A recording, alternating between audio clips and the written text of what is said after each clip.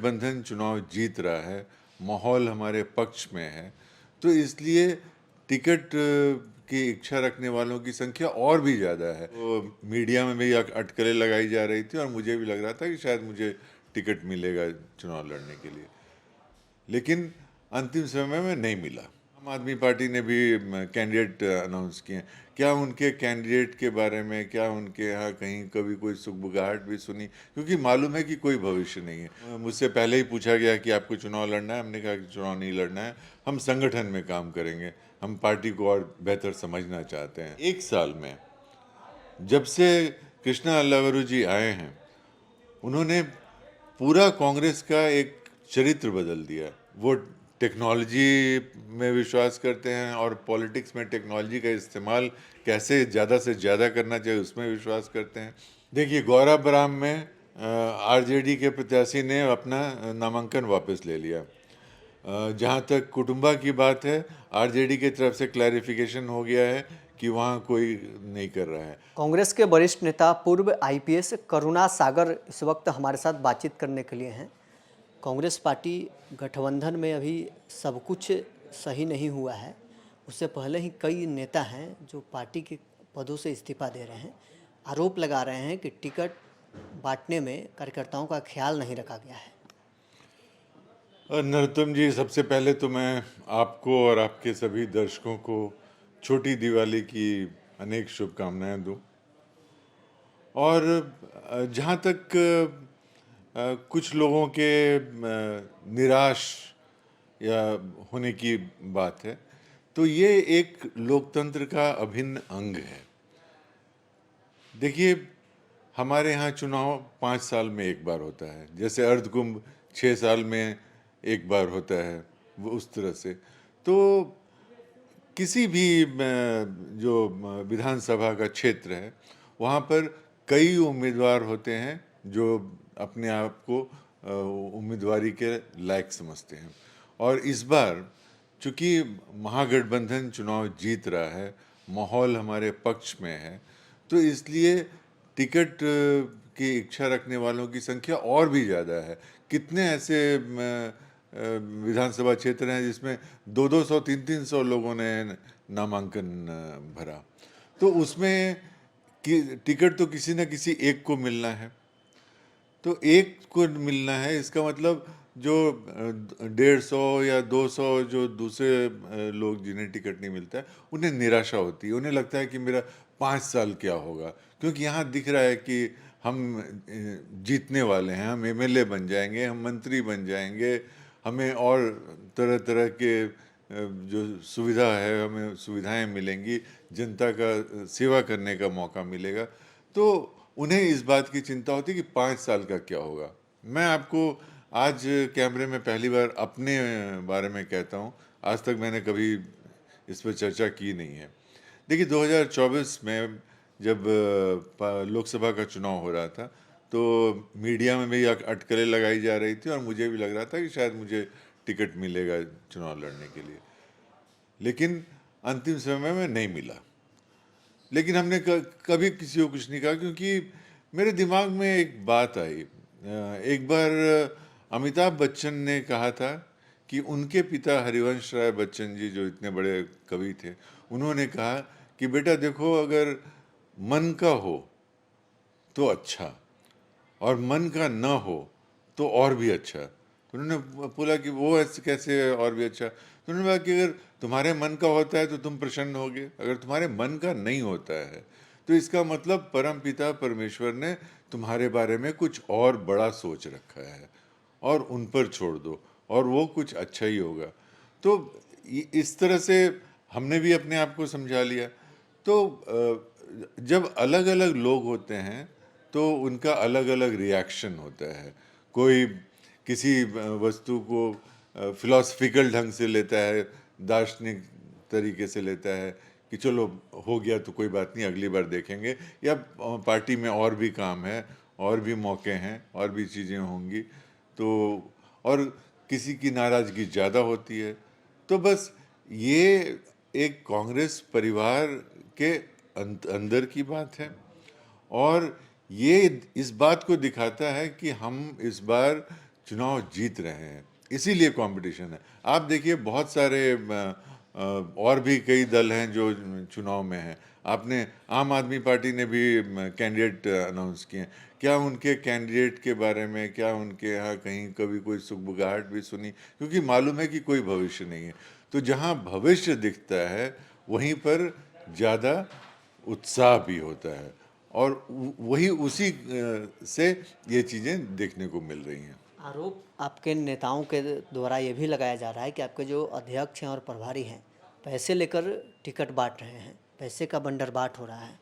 देखिए, मैं प्रभारी कृष्णा लवरू जी और अध्यक्ष राजेश राम जी दोनों के साथ काफ़ी मुझे काम करने का इस दौरान मौका मिला, क्योंकि मुझसे पहले ही पूछा गया कि आपको चुनाव लड़ना है। हमने कहा कि चुनाव नहीं लड़ना है, हम संगठन में काम करेंगे, हम पार्टी को और बेहतर समझना चाहते हैं।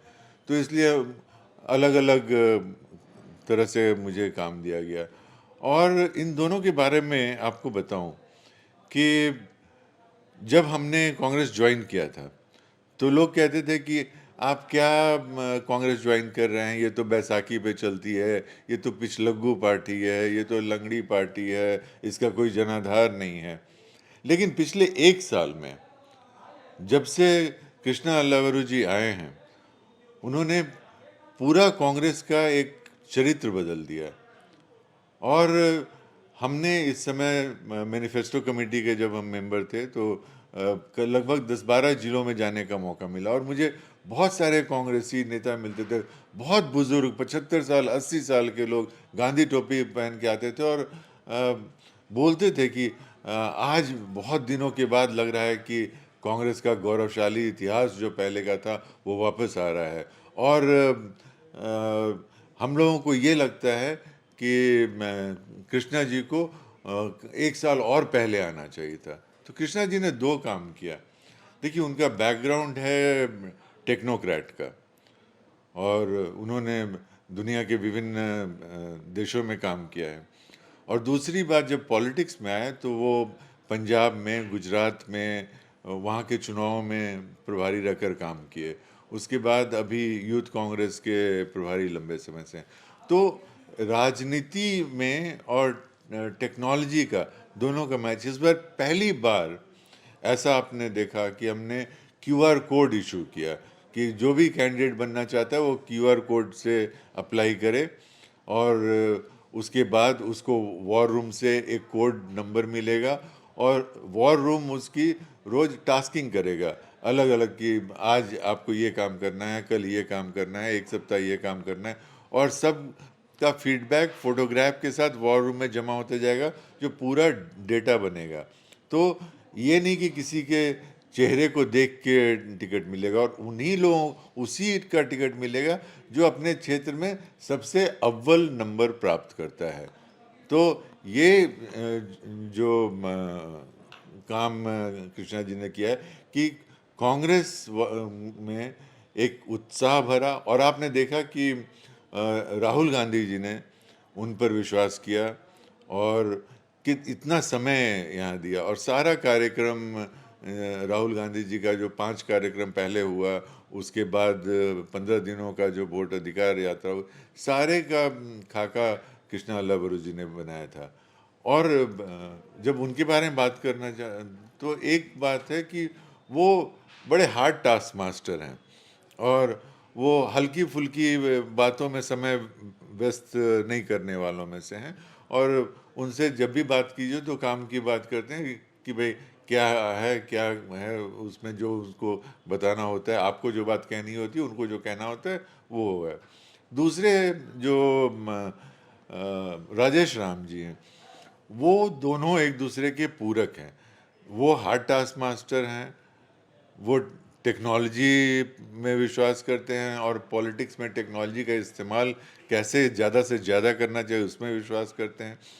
और राजेश राम जी एक जो चाचा ताऊ जो होते हैं, उस तरह का व्यक्तित्व उनका है कि कोई भी आदमी कितना भी दुखी हो, कितना भी नाराज हो, जब उनसे मिलता है तो उसकी बात से, उनकी सहजता से वो प्रसन्न होकर निकलता है।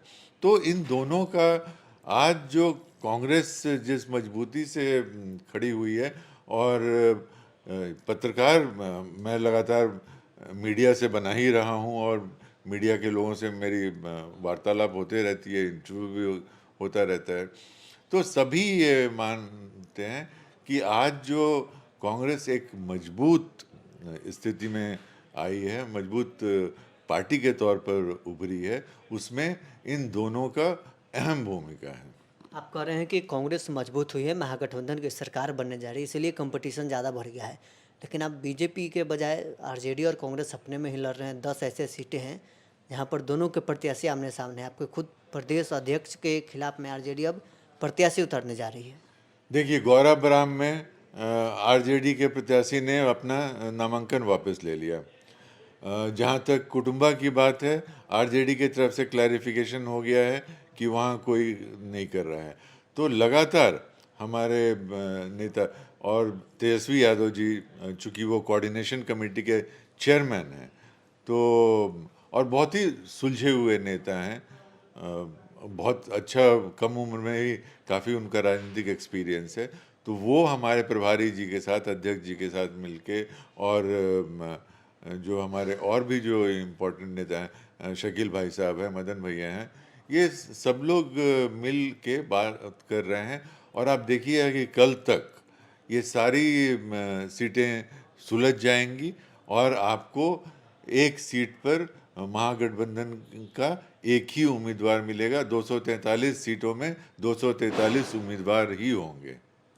तो चलिए, कांग्रेस के वरिष्ठ नेता पूर्व आईपीएस करुणा सागर हमारे साथ थे। कांग्रेस पार्टी के प्रदेश अध्यक्ष और प्रभारी पर यह आरोप लगा है कि पैसे लेकर टिकट बांट रहे हैं।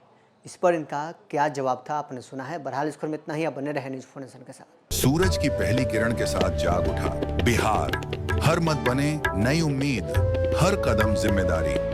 न्यूज़ 4 नेशन की अपील, 6 और 11 नवंबर को घर से निकलें, वोट करें और अपने भाग्य विधाता खुद बने।